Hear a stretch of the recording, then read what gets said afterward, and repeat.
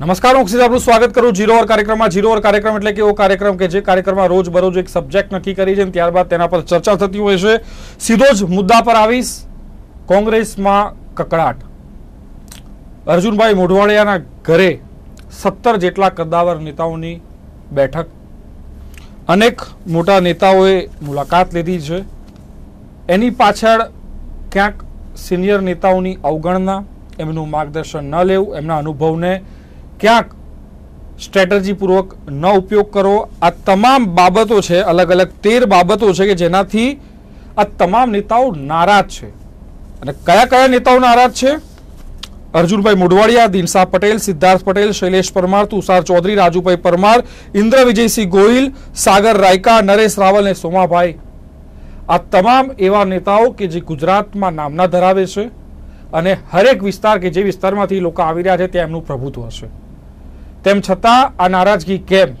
હાલાકી ગુજરાતના 5 જે નેતાઓ હતા એમને સાઇડ ટ્રેક કરી 2 નવા યુવા ચહેરા પરેશ ધાનાણી અને અમિત ચાવડાને પ્રોજેક્ટ કરી છે કોંગ્રેસ। ક્યાંક એ નેતૃત્વમાં પ્રોબ્લેમ છે કે પછી અસંતોષ કોઈક અલગ બાબતનો છે? આ તમામ ચર્ચા કરવાની છે। અને સૌથી મહત્વની બાબત અહીંયા એ ઉપસીને આવી રહી છે કે 2019ની ચૂંટણીને હવે ગણતરીના મહિનાઓ બાકી રહ્યા છે। ક્યાંક આવનારા 1-2 દિવસ કે પછી 1-2 મહિનામાં ગમે ત્યારે ઇલેક્શન કમિશન પ્રેસ કોન્ફરન્સ કરીને તારીખો જાહેર કરી શકે એવી છે। એવો માહોલમાં આ પ્રકારે અલગ અલગ નેતાઓને ભેગા કરવા એ શું બતાવી રહ્યું છે? કઈ ઈચ્છાઓ બહાર આવી રહી છે? આ તમામ ચર્ચા કરવી છે। અને સ્ટુડિયોમાં અત્યારે ઉપસ્થિત છે આ તમામ ચર્ચા કરવા માટે અશોકભાઈ પંજાબી, જેઓ કોંગ્રેસને રિપ્રેઝેન્ટ કરશે, સાથે જ ડોક્ટર હરીશ દેસાઈ કે જેઓ રાજકીય વિશ્લેષક છે। આ બંનેનું સ્વાગત છે। હરીભાઈ, હું આપની પાસે આવીશ। જી, આ સમગ્ર જે ઘટનાક્રમ છે, અલગ અલગ નેતાઓનો જમાવડો, અલ્પેશભાઈ ઠાકોરના જે સૂર બદલ્યા છે અને ક્યાંક કોંગ્રેસ આના કારણે જ પાછળ છે, જૂથબંધી એવી પણ વાત કરવી, આ તમામ શું બતાવી રહી છે? મને લાગે છે આપ અલ્પેશભાઈ તરફ ઇશારો કરતા હોય તો અલ્પેશભાઈ એ સૌથી યંગેસ્ટ મેમ્બર છે આ જે નેતાઓના નામ આપે ગણાવ્યા એમાં, અને એ જીતાડી શકનારા નેતા છે, જીતી શકનારા નેતા છે, મહત્વાકાંક્ષી નેતા છે। ઠાકોર સેનાનું આખું એક સંગઠન ઊભું કર્યું। મને લાગે છે કે આ નંદીબેનની સરકાર હતી ત્યારે એની સાથે ખાસું એમનું ઈલું પણ ચાલ્યું। અને પછી કોંગ્રેસના રાષ્ટ્રીય ઉપાધ્યક્ષ રાહુલ ગાંધીની ઉપસ્થિતિમાં એમણે કોંગ્રેસનો ખેસ ધારણ કર્યો। એટલે એ વખતે તો બહુ મોટું એમણે શક્તિ પ્રદર્શન પણ કરેલું। પણ એ સિવાયના જે મોટા ભાગના નેતાઓના નામ આપે લીધા કે જે લોકો આ બેઠકમાં હતા, એમાંના મોટા ભાગના તો હારેલા નેતાઓ છે। અચ્છા, 2-3 જણાને, 2-3 MLA ને બાદ કરતા। એટલે ખરેખર એ કદ્દાવર નેતાઓ, હારેલા નેતાઓ, હોદ્દાઓ ભોગવી ચૂકેલા નેતાઓ, એ બધાને મહત્વાકાંક્ષા હોય કે સત્તાની સાથે રહેવાની તક મળે એ સ્વાભાવિક છે। અને ભારતીય જનતા પાર્ટી કરતા કોંગ્રેસમાં જરા જુદું છે, કારણ કે કોંગ્રેસમાં હોદ્દાઓની દોડ અને અસંતોષ અને એ બધું કરી અને પછી છે ને ભારતીય જનતા પાર્ટી તરફ ઠેકડો મારી જવો, એવું ઘણી બધી જગ્યાએ જોવા મળતું હોય છે। કુંવર જેવી બાવળિયા લેટેસ્ટ ઉદાહરણ, હા, જે 4 કલાકમાં કેબિનેટ મિનિસ્ટર થયા અને હમણાં જસદણમાં જીત્યા। પણ જસદણમાં કોંગ્રેસ કેમ હારી એનું પિષ્ટપેષણ ભાઈ અર્જુન મોઢવાડિયાના ઘરે થાય। મને લાગે છે કે એ વાત પણ મારે ગળે ઉતરતી નથી કે અમિત ચાવડા જે પ્રદેશ પ્રમુખ છે કોંગ્રેસના, એ એમ કહે છે કે અમારે ત્યાં તો લોકશાહી છે। લોકશાહી તો છે જ, જેને જે ફાવે એ દિશામાં જેને દોડવું, જે વાતો કરવી હોય એ કરવી, એને લોકશાહી કહેવાય। મને લાગે છે પક્ષની ડિસિપ્લિન જેવું કંઈ હોય એવું હું માનું છું, હોવી જોઈએ, પણ કોંગ્રેસની અંદર એનો અભાવ છે। મુશ્કેલી એ છે કે ભાઈ અલ્પેશ ઠાકોર અને બીજા જે નેતાઓ ત્યાં મળ્યા એ લોકોની મહત્વાકાંક્ષાઓ એ ઘણી મોટી છે અને એમને અસંતોષ માટેના કારણો મળવા સ્વાભાવિક છે। અલ્પેશભાઈએ વિરોધ પક્ષના નેતા થઈ જવું હતું, કોંગ્રેસના પ્રદેશ પ્રમુખ થઈ જવું હતું, હવે કદાચ એમને જેને લોકસભામાં જવું હશે। એટલે આવું બધું છે ને હોય, અને ધારો કે એમ ન હોય તો કહેશે મને અન્યાય થયો એમ કરીને પાછું ભાજપ ગમન થઈ જાય। પણ ત્યાં ભરાવો ખૂબ થઈ ગયો છે, એટલે હવે ભાજપમાંથી કોંગ્રેસ તરફ જવાનો હમણાં આવતા દિવસોમાં જોવા મળશે. એટલે આ પ્રકારના બેઠકો થાય એ કોંગ્રેસની એક પરંપરા રહી છે એમના અસંતોષને વ્યક્ત કરવાની. કરીભાઈ વાત રાહુલ ગાંધીને મળવા માટેના સમય માંગવા સુધી પહોંચી છે, તો રાહુલ ગાંધીનું ઇન્ટરફેર થશે આ બાબતમાં લઈને, તો શું લાગે છે ક્યાંક પરેશભાઈ અને અમિતભાઈને ઠપકો મળશે કે પછી કોઈ વચ્ચેનો રસ્તો નીકળશે? જો અશોકભાઈ અધિકૃતપણે આપણને કહી શકે, પણ અગાઉ એવું બનેલું કે કેટલાક આપણા જે ગુજરાત કોંગ્રેસના નેતાઓની પાસે માફીનામા લખાવી દીધા હતા. એ લોકોને સત્તાવાર રીતે એ જણાવ્યું નહોતું, કોઈને જાહેરે નહોતું કર્યું, પણ એમને જેને શિસ્તભંગ કર્યો હતો એ એમની પાસે લખાવી દેવડાવ્યું હતું. એમને પક્ષમાંથી કાઢી નહોતા મૂક્યા, ને કોંગ્રેસને જેને પક્ષમાંથી કોઈને કાઢી મૂકવાનું પરવડે એમ નથી અત્યારના સંજોગોમાં. એટલે એમણે જાહેર કરી દીધું કે હવે આ જે મળ્યા છે એ લોકોની સામે કોઈ શિસ્તભંગના પગલાં નહીં લેવાય. પણ મને લાગે છે રાહુલ ગાંધી પોતાની સેનાને સરખી રીતે કેમ રાખી શકે એ એમની કસોટી છે. અને જ્યારે લોકસભાની ચૂંટણી આવી રહી છે એવા સંજોગોની અંદર જ્યારે 3 રાજ્યો એ જીત્યા છે અને મહત્વના રાજ્યો જીત્યા છે, ત્યારે જ એમની ખરી કસોટી હવે આવી રહી છે. એટલે કે જૂના અને નવા એ બંનેનો મેળ કરીને એમણે પાર્ટીને જીતાડવાની દિશામાં આગળ વધવાનું છે. મને લાગે છે કે રાહુલ ગાંધીને કોંગ્રેસના અધ્યક્ષ થયાને 1 વર્ષ થયું છે, એટલે એમને જે દિવસે 1 વર્ષ થયું એ જ દિવસે એમને 3 રાજ્યો મળ્યા, જીત મળી. હા, એટલે એ એમના ઘણી મહેનત પછી જીત મળી. આમે જીત કઈ બહુ સરળતાથી નથી મળી જતી હોતી. ભારતીય જનતા પાર્ટીમાં તો ખૂબ લાંબો સમય સુધી મજૂરી કરવી પડે છે. પણ મને લાગે છે કે આ નેતાઓ અંતે પાર્ટીને માટે કામ કરે અને પાર્ટીનું ભલું કરે એવી અપેક્ષા રાહુલ ગાંધી તો રાખશે જ. અશોકભાઈ, 3 સ્ટેટમાં જોયું, યુવા બળ અને અનુભવી નેતા બંનેનું સમન્વય થઈ ઇલેક્શન લડાઈ છે અને બંનેને સાથે રખાય છે. ભલે મતભેદ હોય, સીએમ નું નામ જાહેર કરતા એકના 2 દિવસ થાય કે 3 દિવસ થાય, પણ અંતે મનાવી લેવામાં આવે છે અને સાથે રાખવામાં આવે છે. પણ ક્યાંક આ ફોર્મ્યુલા ગુજરાતમાં સેટ થતી નથી, અને સેટ ન થવા પાછળના રિયલ કારણો કયા કયા? નહીં, મને લાગે છે કે આજે જે તમે વિષય રાખ્યો છે કકડાટનો, કોંગ્રેસમાં કકડાટ છે જ નહીં. પહેલા વસ્તુ આપ સમજી લો, કોંગ્રેસની અંદર હંમેશા મતાંતર જ્યારે રહે છે ત્યારે મતાંતર રજૂ કરવાની જે પદ્ધતિ જે છે એ આપણે કહી શકીએ વિસ્તૃત લોકતંત્રને આધાર ઉપર. અશોકભાઈ, સવાલ એ છે, આ લોકતંત્ર છે કે ઇન્ડિસિપ્લિન? નહીં, એને ઇન્ડિસિપ્લિન કોઈ પણ સંજોગોમાં કહી શકાય નહીં. એટલા માટે કારણ કે જે વરિષ્ઠો બધા ભેગા થયા હતા એ લોકોએ ચર્ચા કરી હતી આગામી લોકસભાની ચૂંટણી બાબતમાં, અને એની સાથે સાથે જસદન ચૂંટણીમાં જે થયું એનો પણ વિશ્લેષણ કર્યું હતું. એક સેકન્ડ અશોકભાઈ, હું તમને કહી દઉં કયા મુદ્દે ચર્ચા થઈ હતી. નવા સંગઠનમાં સિનિયર નેતાઓની સતત અવગણના, નવા પ્રમુખની જાહેરાત બાદ સિનિયર નેતાઓની અવગણના, નવી નિમણૂકને લઈને ન લેવાયો અભિપ્રાય, પ્રદેશ કારોબારીમાં નહોતું અપાયું આમંત્રણ, જસદણની પેટા ચૂંટણીમાં ન લેવાઈ સલાહ. આ બધા મુદ્દાની ચર્ચા થઈ છે. નહીં, એમાં જે આપ કહો છો અમુક વિષયો તો બિલકુલ ચર્ચા થયા નથી, કારણ કે અમે એ જ પાર્ટીમાં છીએ અને બધા અમારા મિત્રો જ છીએ, અને નિમંત્રણ મને પણ હતું પણ કોઈ કામથી જઈ શકાયું નહોતું. એટલે આ બાબતમાં એક વસ્તુ સમજો કે ક્યારેક પણ આવા પ્રશ્નો જ્યારે ઊભા થાય, નવી નેતાગીરી ને જૂની નેતાગીરી, એક વસ્તુ આપને હું સ્પષ્ટ કહી દઉં કે રાહુલજીના આવ્યા પછી એમને બહુ પ્રયત્ન કર્યા છે અને કરી રહ્યા છે કે જોશ અને હોશનો સમન્વય કઈ રીતે થાય, સંતુલિત સમન્વય કરવા માટેના એમના પ્રયત્નો છે. તમે રાજસ્થાન અને મધ્યપ્રદેશ જોઈ શકો છો.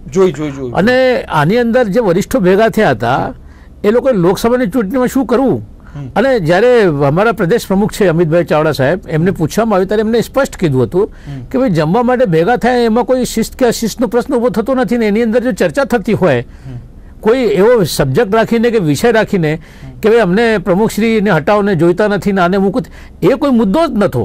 એટલે એને અશિસ્ત કોને કહી શકાય કે જ્યારે આ મિટિંગમાં એવું નક્કી કરવામાં આવ્યું હોય કે ભાઈ અમે આ પ્રમુખ જોઈતા નથી ને બીજા પ્રમુખને લાવો, એ પ્રમાણે જો થતું હોય તો પ્રોપર પ્લેટફોર્મ ઉપર તમે ચર્ચા કરી શકો. કોંગ્રેસમાં કોંગ્રેસની કારોબારી છે, કોંગ્રેસના હોદ્દેદારો છે. હું એટલું જ નહીં આપને એમ કહેવા માંગુ છું કે રાહુલ ગાંધીજી જ્યારે ઉપાધ્યક્ષ હતા ત્યારે પણ આપ જોઈ શકો છો કે જ્યારે અમદાવાદની મુલાકાતે આવેલા અને રિવરફ્રન્ટ ઉપર જ્યારે એમને મિટિંગ ભરેલી, ડોમ બનાવેલા, એમાં કોંગ્રેસના તમામ હોદ્દેદારોને બોલાવીને પહેલો પ્રશ્ન રાહુલજી એમ પૂછેલો કે ભાઈ તમે ઓપનલી કહો what you want to say, તમે શું કહેવા માંગો છો સંગઠન બાબતમાં, રાજકીય પરિસ્થિતિ બાબતમાં. એના માટે સમય લીધો, આ નેતાઓએ જ સમય લીધો છે રાહુલ ગાંધીનો. હા, તો સમય એટલે પોતાની વાત રજૂ કરવા તો કોઈ પણ જઈ શકે, રાહુલજીને કોઈ પણ જઈ શકે, હું પણ સમય માંગીને જઈ શકું છું. એટલે ટિકિટ માંગવા કે પછી કોઈ ટિકિટ નહીં, લોકસભા એક વસ્તુ સમજી લો, આ બધા કોંગ્રેસના વરિષ્ઠો હતા, વર્ષોથી જેમને કોંગ્રેસ માટે ખૂન પસીનો બહાવ્યો છે, પરિશ્રમ કર્યો છે, આજે પણ હવે પરસેવો વહી લીધો, જે જમાનામાં ચૂંટાઈને એ ભોગવી લીધું, ના તમે રિટાયર થઈ જાઓ. નહીં, ભોગવાનો સવાલ છે જ નહીં. આમાં 22 વર્ષથી તો કોંગ્રેસ સત્તા જ નથી ને, સમજી લો. 22 વર્ષથી આજે 22 વર્ષથી કોંગ્રેસ સત્તા બહાર હોવા છતાં પણ પ્રજાના પ્રશ્નો લઈને સંગઠનાત્મક રીતે કોંગ્રેસ સક્રિય છે. ગઈ ચૂંટણીમાં, ધારાસભાની ચૂંટણીમાં તમને સ્પષ્ટ થઈ ગયું, આવતી લોકસભાની ચૂંટણી માટે અમારી સંપૂર્ણ તૈયારી ચાલી જ રહી છે. 26 લોકસભા માટે પ્રદેશ પ્રમુખે કેન્દ્રીય નેતાગીરી સાથે ચર્ચા કર્યા પછી ત્યાંના પ્રભારીઓ નિયુક્ત કરી દીધા. તમામ પ્રભારીઓ પોતાના લોકસભા વિસ્તારમાં જઈ આવ્યા, ત્યાં સંગઠનાત્મક મિટિંગ કરી, લોકો સાથે સંપર્ક કર્યું છે, એક વિધાનસભાના આગેવાનોને બોલાવીને. જે સવાલમાં તમને પૂછ્યો હરિભાઈ, યુવા નેતૃત્વ એટલે કે પરેશભાઈ અને અમિતભાઈ અને માર્ગદર્શક એવા અહેમદભાઈ, આ તાલમેલ કેમ મળતો નથી કોંગ્રેસનો? નહીં, આપે અહેમદભાઈનું નામ લીધું તો મને લાગે છે ગુજરાત કોંગ્રેસની ઉપર અહેમદભાઈનો જ્યાં સુધી કબજો છે ત્યાં સુધી કોંગ્રેસની સ્થિતિ આવીને આવી જ રહેવાની છે, એવું બહુ સ્પષ્ટ હું તો માનું છું. અને એના જુદા જુદા કારણો છે. હું માનું છું કે ગુજરાતમાં કોંગ્રેસની પાસે ઘણા બધા મુદ્દાઓ છે. હવે જરા કોંગ્રેસ એ એજિટેશનલ મૂડમાં કે એની અંદર મોડમાં, ચૂંટણીના મોડમાં દેખાય છે. ક્યારેક વીએસ હોસ્પિટલનો મુદ્દો લઈને કરે છે, ક્યારેક ખેડૂતોનો મુદ્દો લઈને કરે છે, પ્રજાની વચ્ચે દેખાય છે. પણ પ્રજાની વચ્ચે વધુ ને વધુ દેખાવું જોઈએ. બીજું હજી પણ હું કહું છું, અશોકભાઈ મને માફ કરે, પણ હું એમ કહું છું કે કોંગ્રેસ જે આંદોલન કરે છે એ માત્ર સ્લોગન મોંગરિંગ જેવું લાગે છે. કારણ કે નક્કર મુદ્દાઓ લઈને નક્કર અભ્યાસો કરીને આંદોલન કરવું અને સરકાર પાસે જવું અને દબાણ લાવવું એ નથી થતું. એક. બીજું, જો કોંગ્રેસને મારે યશ છે ને 3 રાજ્યોના નવા મુખ્યમંત્રીઓને આપવો છે કે વિરોધ પક્ષના જે હોય માણસો એમને દુશ્મન ગણવાની એક પરંપરા છેલ્લે રાજકારણમાં ગુજરાતથી શરૂ થઈ છે. પણ મધ્યપ્રદેશમાં, રાજસ્થાનમાં કે છત્તીસગઢમાં હારેલા ભારતીય જનતા પાર્ટીના મુખ્યમંત્રીઓ અને ભૂતપૂર્વ ભાજપી મુખ્યમંત્રીઓ એમને પણ મંચ ઉપર લાવવામાં આવ્યા. તો મારી દ્રષ્ટિએ આ એક સારી પરંપરા સ્થાપિત થઈ છે, લોકતાંત્રિક પોઝિટિવ થઈ છે બિલકુલ. અને ગુજરાતમાં આજે જે જોવા મળ્યું કે ગુજરાતમાં કોંગ્રેસના ધારાસભ્યો જ્યારે જાય છે ત્યારે મેમોરેન્ડમ લેવા માટે છે ને કોઈ ભારતીય જનતા પાર્ટીનો હોદ્દેદાર ત્યાં આગળ નથી પાલિકાની અંદર, અને એમની સામે કેસ દાખલ કરવાની વાત આવે છે. એટલે મને લાગે છે ત્યાં સુધી ગુજરાતની ભારતીય જનતા પાર્ટી અને રાજસ્થાન, મધ્યપ્રદેશ અને છત્તીસગઢની ભારતીય જનતા પાર્ટી એ જરા જુદા જુદા સ્વરૂપમાં છે. સાથે સાથે મહારાષ્ટ્રમાં પણ ભારતીય જનતા પાર્ટી સત્તામાં છે, આજ ભારતીય જનતા પાર્ટી સત્તામાં છે, પણ ત્યાં વિરોધ પક્ષનો આદર કરવામાં આવે છે. મને લાગે છે કે આ એક સ્વસ્થ પરંપરા એ આપણે ત્યાં પણ સ્થાપિત થાય. અને તમે ચૂંટણીના મેદાનની અંદર લોકોની વચ્ચે જઈને તમે જીતો હારો એ જે કંઈ થાય, પણ પ્રજાના પ્રશ્નોની વાત કરવાની, એ સત્તા પક્ષને એનો ઉકેલ લાવવાની અને વિરોધ પક્ષને એના પ્રશ્નો મૂકવાની એ અધિકાર છે. પણ ગુજરાતમાં તો મને લાગે છે કે આ સત્તાધીશો એમ કે છે કોંગ્રેસને પૂછવાનો અધિકાર જ નથી. એટલે મને લાગે છે આ તોર જે છે એ તોર આવતી ચૂંટણીમાં ઉતરવો જોઈએ એવું તો મને જરૂર લાગે છે. અને 26 સાથે એટલી પણ આશા ચલો કદાચ વિરોધના સવાલો ઉઠાવે, પગાર વધારા સાથે પાછા ન ફરે, એની બી એક જરૂર તો છે. હરિભાઈની વાતમાં હવે જેમ હરિભાઈએ વાત કરી અત્યારે કે મધ્યપ્રદેશ, છત્તીસગઢ અને રાજસ્થાનમાં ભારતીય જનતા પાર્ટીના માજી મુખ્યમંત્રીઓ પણ સમારંભમાં આવ્યા હતા, મંચ ઉપર હતા અને સાથે હાથ ઊંચો પણ કર્યો છે. એમને વખાણ્યું કે લોકતાંત્રિક પરંપરા માટે એક કહેવાય કે એક હેલ્ધી ટ્રેડિશન છે, એક સ્વસ્થ ટ્રેડિશન હોવો જોઈએ. ગુજરાતમાં નથી. ગુજરાતમાં પરિસ્થિતિ એવી છે કે ગુજરાતની પરંપરા એવી છે કે જે વિરોધ પક્ષના હોય તો ઉપસભાપતિ હોય, જે ડેપ્યુટી સ્પીકરનો હોદ્દો જો છે, પણ આ જે ગુજરાતમાં ભારતીય જનતા પાર્ટીમાં જો અસહિષ્ણુતા છે એનું મૂળ કારણ હું માનું છું કે નરેન્દ્રભાઈ મોદી છે. એ એવી પરંપરા અને એવો વારસો અહીંયા છોડી ગયા છે ગુજરાતમાં. જ્યારે પોતે હતા ત્યારે પણ મને યાદ છે કે નર્મદા બાબતમાં બધા વિરોધ પક્ષો સાથે વિરોધ કરશે એ નક્કી થયા પછી પણ પોતે એર કન્ડિશન બહુ મોટો એક બનાવીને ડોમ બનાવીને પોતે બેસી ગયા. એટલે સવારે પછી મેં એમને ફોન કર્યો જ્યારે મુખ્યમંત્રી હતા. આપણે નક્કી એવું થયું કે ભાઈ બધા પક્ષો, કારણ કે નર્મદાનો પ્રશ્ન જે છે પક્ષાપક્ષીથી ઉપર છે, એની અંદર તો તમામ પક્ષો તમામ પ્રજાનો સવાલ છે, લાઈફ દોરી છે નર્મદા તો, સરદાર સરોવર તો. ત્યારે એમને ઊંધું જવાબ આપ્યો કે નહીં મારે એટલે આવા ગુજરાતમાં અસહિષ્ણુતા ભારતીય જનતા પક્ષમાં ઊભી કરનાર કોઈ હોય તો આ દેશના વડાપ્રધાનથી જ્યારે મુખ્યમંત્રી હતા ત્યારે એનો દાખલો તમને અત્યારે આપું. મેઘાલયમાં 5 કિલોમીટર લાંબા એક પુલનું જે ઉદ્ઘાટન કરવા માટે વડાપ્રધાન ગયા ત્યાં, એ વડાપ્રધાનમાં એટલી પણ સહિષ્ણુતા નથી કે જ્યારે દેવગૌડા વડાપ્રધાન હતા દેશના ત્યારે આની ખાતમુહૂર્ત દેવગૌડા સાહેબના હાથથી થઈ હતી. પછી અટલ બિહારી વાજપેયી વડાપ્રધાન બન્યા, એમને એને આગળ વધાર્યું. પછી ડોક્ટર મનમોહનસિંહ વડાપ્રધાન બન્યા, એમને આગળ વધાર્યું. પણ એમને તો કીધું કે જે સમયે અટલ બિહારી વાજપેયી સરકાર આવી એ સમયે જ આગળ વધ્યું, પાછું ઠપ થઈ ગયું કામ.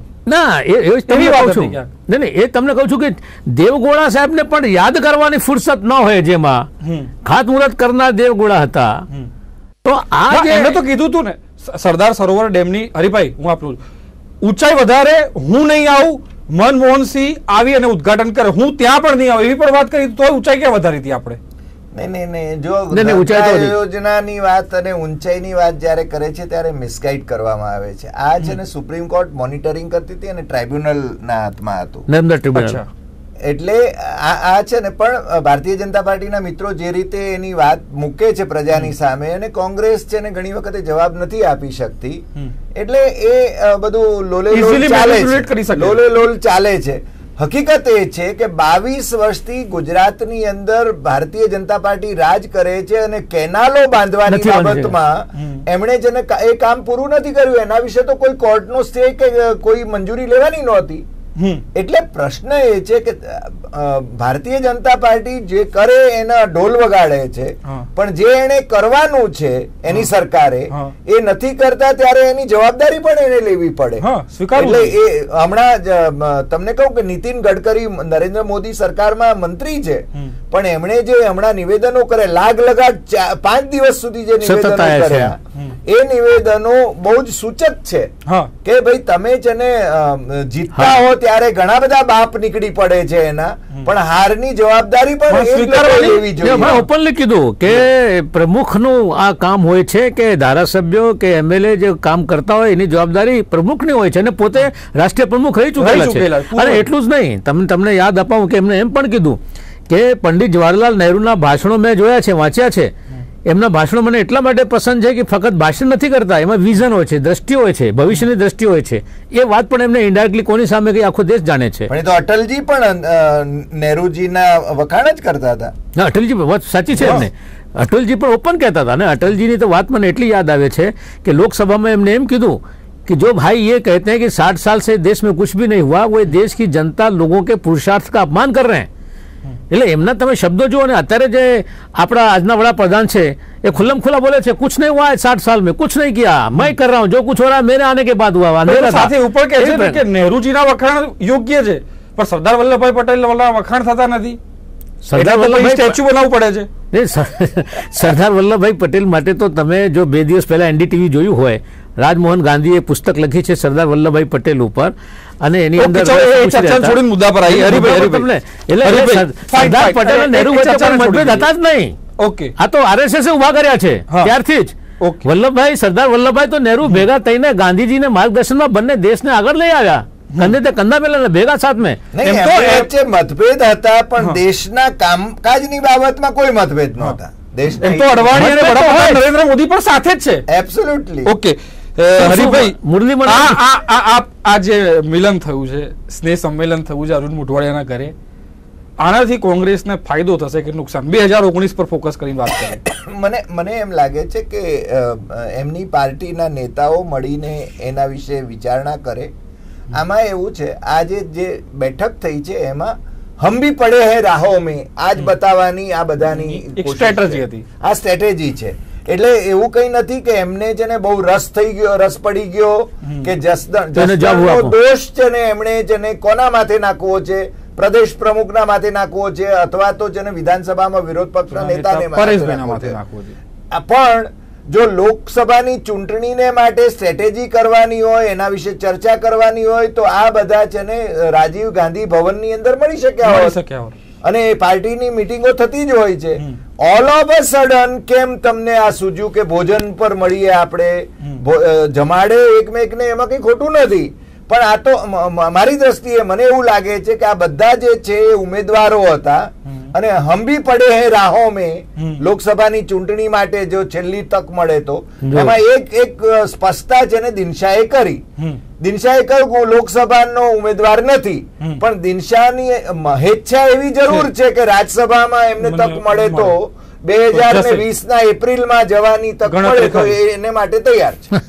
હવે કેમ કે રાજ્યસભામાં 3 કે 4 સીટ ખાલી થઈ 2020. એટલે આ ભેગા થયેલ નેતામાંથી અમુક નેતાઓને મહેચ્છા એ પણ છે અને અમુકને 19 ની ચૂંટણી. હવે સાંભળો તમે, હવે ડોક્ટર હરિભાઈ જે કહે છે કે હંબી પડે રાવ મેં, હવે હકીકતની અંદર જે મિત્રો બધા ભેગા થયા હતા, કોંગ્રેસના વરિષ્ઠો વર્ષોથી કોંગ્રેસની અંદર આગેવાની કરી રહ્યા છે, માર્ગદર્શન આપી રહ્યા છે, ચૂંટાઈને આવે છે, ક્યારેક હારી પણ જાય છે, એ સવાલ નથી.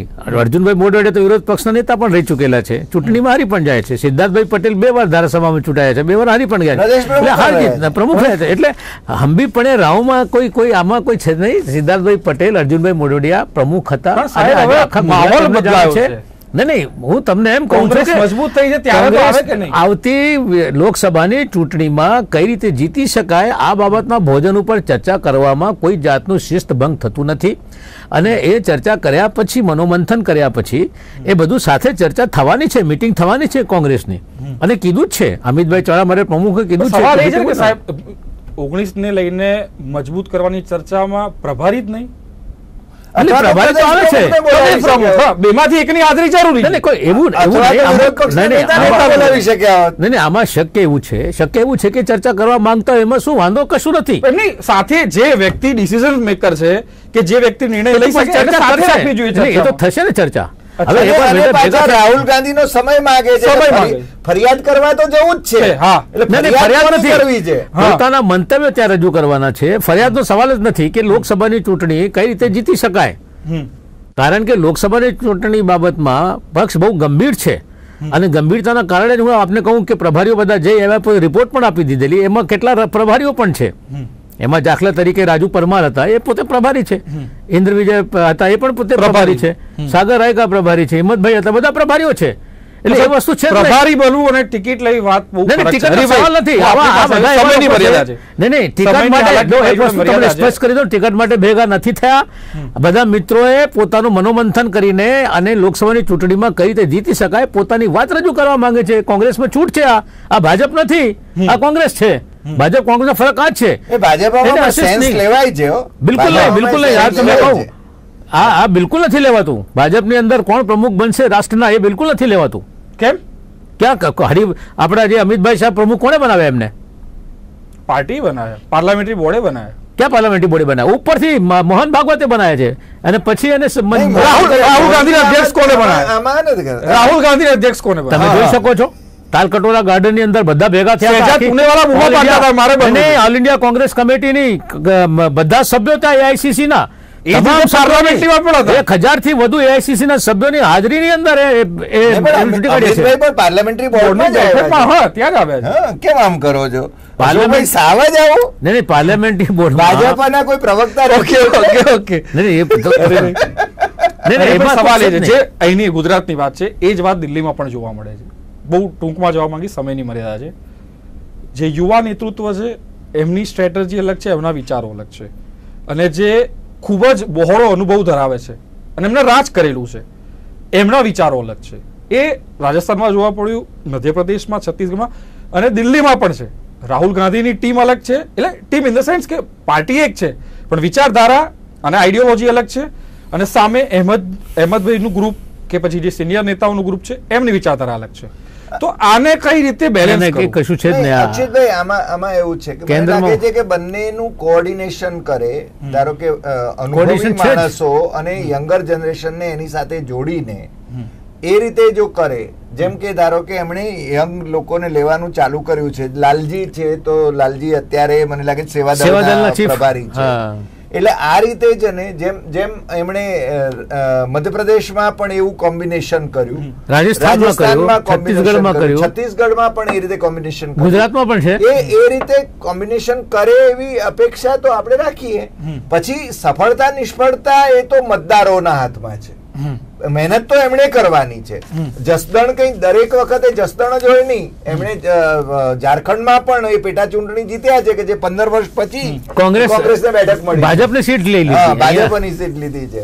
એટલે મને લાગે છે એ એની મોવડી મંડળ એની પણ ચિંતા કરતું જ હશે. હરિભાઈ, હવે સવાલ એ છે કે જયારે ગુજરાતની વાત થતી હતી 2017 પહેલાની વાત કરું, 5 ચહેરા, અર્જુનભાઈ, સિદ્ધાર્થભાઈ, શક્તિસિંહ, ભરતસિંહ અને સિદ્ધાર્થજી, આ 5 ચહેરા હતા ગુજરાતના. આ 5 ચહેરાને કોઈક ને કોઈક કામમાં વ્યસ્ત કરી ક્યાંકના પ્રભારી બનાવવા કે કોઈ અલગ કામમાં કરી અને 1-2 નવા યુવા ચહેરાને પ્રોજેક્ટ કરવા. પણ એ પ્રોજેક્ટ કરવા પાછળનું કારણ એ છે કે આ 5 જે ચહેરા છે એમાંના 2 ચહેરા આમાં હતા. આ મીટિંગમાં ક્યાંક પોતે હારી જતા હતા, પાર્ટીનું શું હારી ગયા હતા, હા, 5 હારેલા છે. હા ભાઈ, સ્વાભાવિક છે કે પાર્ટી સાઈટ્રેક કરે, હાંસિયામાં ધકેલે, એના કારણે ફરી તમે આ રીતે મીટિંગ કરો કેમ કે તમે હારેલા છો એટલે સાઈડ ટ્રેક થાય. બિલકુલ ખોટું વાત છે. જો તમારું મૂલ્યાંકન ખોટું છે, સંમત નથી થતો. હારેલા જીતેલો પ્રશ્ન નથી, હારેલા જીતવાનો પ્રશ્ન નથી. આ ઘણીવાર જીત્યા પણ છે, હાર્યા પણ છે. અને પોતે એકવાર ઇન્દિરાજી હારી ગયા હતા, અટલ બિહારી વાજપેયી હારી ગયા હતા. હાર જીત તો લોકશાહીમાં ચાલતી હોય છે, પરિસ્થિતિ મોડની હાલત હોય છે. હાર જીત અલગ બાબત છે, તમારી વાત સાથે સંમત છું. અટલજી પણ અનેક વાર હારી ગયા છે, બિલકુલ. પણ કોંગ્રેસની અંદર ભારતીય જનતા પાર્ટીની જેમ, ભારતીય જનતા પાર્ટીના પ્રત્યેક કાર્યકર્તામાં જેમ કિલર્સ ઇન્સ્ટિંક્ટ છે, અમે તળપદીમાં એને મર્યા માર્યાના રાસડા કહીએ, એટલે એકદમ એમ કે કોઈ નેગેટિવ કરીને કૂદી નેગેટિવ પોલિટિક્સ હોય ડોક્ટર સાહેબ, નેગેટિવ પોલિટિક્સમાં કિલર હોય છે. ભારતીય જનતા પાર્ટીના કોઈ પણ કાર્યકર્તા એમ કહેશે કે અમે જીતવાના જ છીએ, એ મારી 26 બેઠકો મેળવવાના જ છીએ, ભલે એમને ખબર છે કે નથી મળવાની, છતાં કોન્ફિડન્સ સાથે મેદાનમાં જાય. કોન્ફિડન્સ ભારતીય જનતા પાર્ટીનો આ કોન્ફિડન્સ કોંગ્રેસના કાર્યકરો, આજે 22 વર્ષથી ગુજરાતની અંદર ભારતીય જનતા પાર્ટી શાસનમાં છે, કોંગ્રેસ નથી, છતાં કોંગ્રેસ મજબૂત સંગઠન તરીકે આગળ વધી રહી છે. કોંગ્રેસે શોધવી પડતી હતી, હાલાકી સમયની મર્યાદા હતી. આ ચર્ચામાં આપ જોડાયા અને જે પણ ચર્ચા થઈ હરિભાઈ અને અશોકભાઈ, તે બદલ આપ બંનેનો આભાર. તો આજનો મુદ્દો, હવે આવનારો સમય, અર્જુનભાઈ મોઢવાડિયા, સિદ્ધાર્થભાઈ, તુષારભાઈ, આખું લિસ્ટ છે, એ કેવા પગલાં લેશે, રાહુલ ગાંધી જોડે જઈને પોતાના મંતવ્યો રજૂ કરશે કે પછી ફરિયાદો, ટિકિટો માંગશે કે સલાહ આપશે, અને પ્રભારી બદલાશે, પ્રદેશ પ્રમુખ બદલાશે કે વિપક્ષના નેતા બદલાશે. આ તમામ 2019 પહેલા ક્યાંક પિક્ચર ક્લિયર થાય એવી આશા છે. તો આ તો આજનો સબ્જેક્ટ, આજની ચર્ચા. ફરી મળીશું, ત્યાં સુધી રજા આપશો. નમસ્કાર.